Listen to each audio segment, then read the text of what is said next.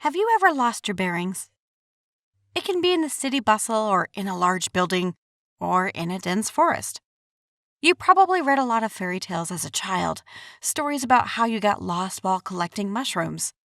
And I am no exception. I want to share my story with you. My name is Jenna. I am the only daughter in the family, and my parents give me a lot of attention and care. I must admit that I never went to school or on other business on public transport. My dad always accompanied me, so I didn't know how to navigate anywhere. But that's not what my story is about. In the summer, we gathered with our parents to visit our grandparents. The cottage was almost in the middle of the forest. I never visited them, but I heard a lot about how my dad spent his childhood, telling a lot of stories about seeing wild animals, picking berries, and unusual plants. But for some reason, Dad never continued studying biology since moving to the city and became interested in construction and was now a professional architect. Most of all, I was interested in the forest, a dense forest where you can find a lot of plants and animals. My favorite subject at school was biology. I studied all the plants in our house and yard and loved to take care of them. I was looking forward to it, and I had a new album and a notebook where I was going to save the plants I was interested in and take notes.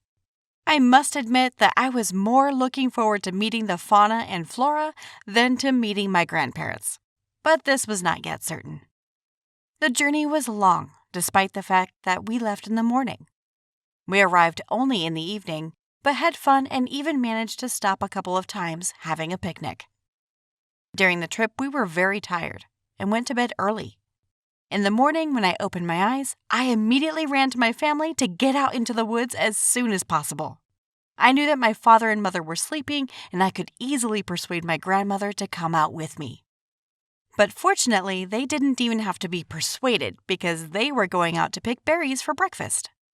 We took sticks, and my grandparents started explaining how to behave if I got lost in the woods. Honestly, I didn't even hear them.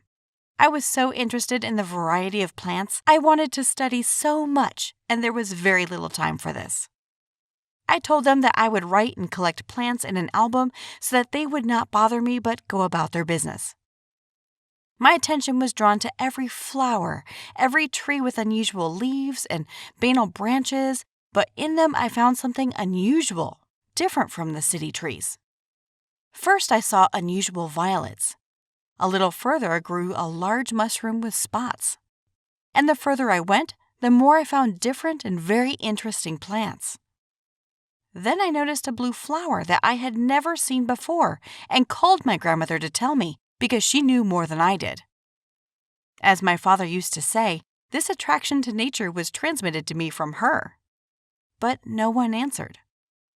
Probably calling softly, I thought, and shouted louder. But again, there was no answer.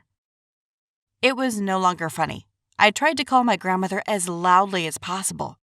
Gradually, my screams became panic-stricken. Did my grandparents leave me alone?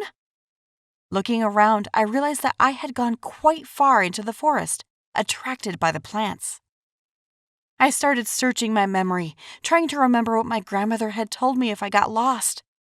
But unfortunately, I didn't remember anything, and I didn't even hear it, let alone listen to it. Studying plants, I never even managed to read the rules of behavior in the forest. There was no point in going back. I didn't know the way back. Without thinking twice, I decided to climb a tree. Maybe so I will be able to see my family, or at least someone will be able to help me. I climbed a tree, and you know what I saw? Nothing. Yes, branches of other trees blocked everything. But I did not lose hope that if I shouted, someone might hear me from above. No matter how hard I tried, there was no result. I decided to wait for a while. Well, they can't hear me right away, and even if they do, they won't get there. Although I couldn't even guess how deep I'd gone.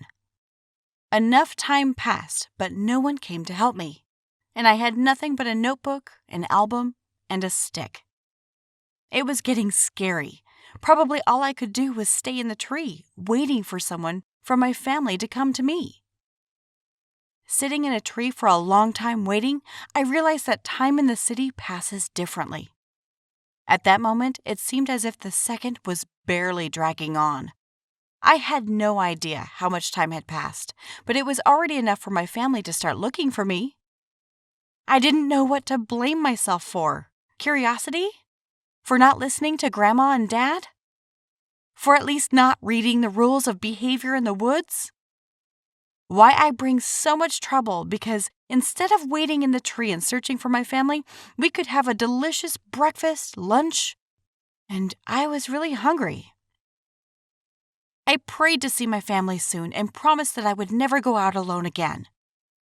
Now I understood my dad, who seemed to be bothering me with his care. It was getting dark, and I was getting more and more scared. I heard noises around me that I hadn't noticed before, or maybe didn't pay attention to. Time passed, but no one appeared.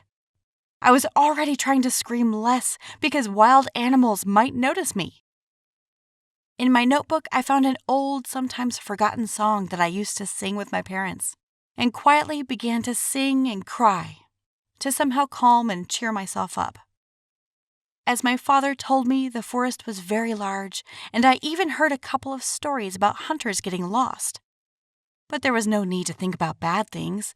My dad is strong and will definitely come to me. My parents are very cheerful. They always told me not to be discouraged, no matter what situation I was in. It's fun to walk across the open spaces together. Across the expanse, across the expanse. And of course the chorus is better. Better chorus, better in chorus. Sing with us, quail, quail. Then I heard heavy footsteps, and my voice dropped. It's definitely a bear or a boar, I thought, and closed my eyes, because fear has big eyes, and I was very afraid of animals. Even for this reason, we never got dogs or cats. But gradually began to be heard painfully native, familiar voices. My dad broke out first among the bushes, followed by a whole team of searchers. I almost fell out of the tree and hurried down. "Daddy! Daddy! I won't do this again!" I began to scream from the tree. My dad looked up. Even if it was dark, I could see his pale face and the lost looks of my family. But they all breathed a sigh of calm and asked me to go down to them as carefully as possible. I went down and gave everyone a big hug and thanked them. And my grandfather joked, "How many berries have you managed to collect?"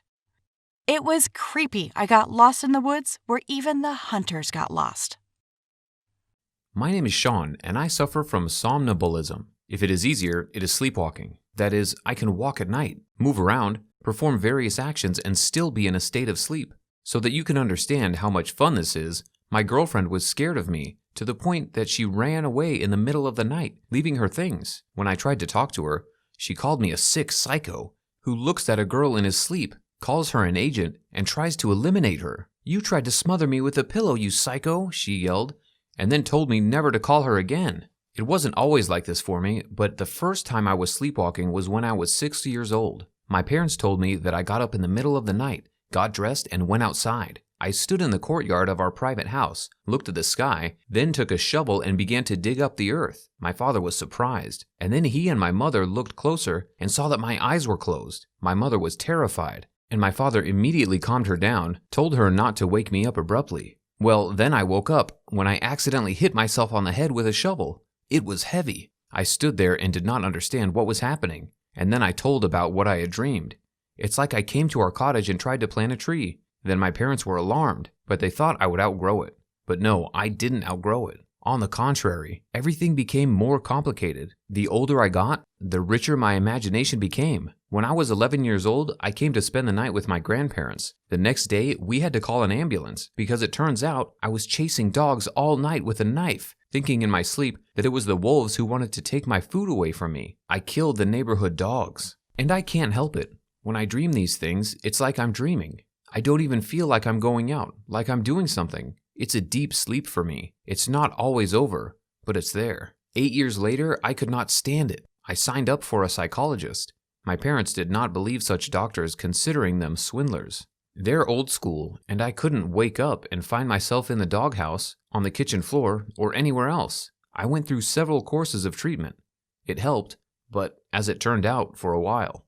At first, I thought it was over. You won't believe how happy it is to fall asleep and wake up without bruises and scratches in your own bed. Well, then I had a girlfriend with whom I planned to build a serious relationship. We moved in together and she ran away from me the first night. I had others after her, but history repeated itself. Every woman I spent the night with ran away in fear of death, and I had nothing to say for myself except to apologize. And then the fun began. I had to look for a job. Since I've always been a great writer, I decided to write a book about the adventures of a little boy. I was still thinking about the name, but I had an idea. Through my friends, I managed to find a critic and editor in one person. He was interested in my idea and agreed to cooperate. I was given 1 month to complete at least 30%. I started working immediately. And as an evil thing, my imagination has completely disappeared. Yes, I couldn't get a line out. As time went on, I lost 3 days without starting. This bothered me even more, and I isolated myself against the background of stress and obsession. I sat at home all day and thought every now and then.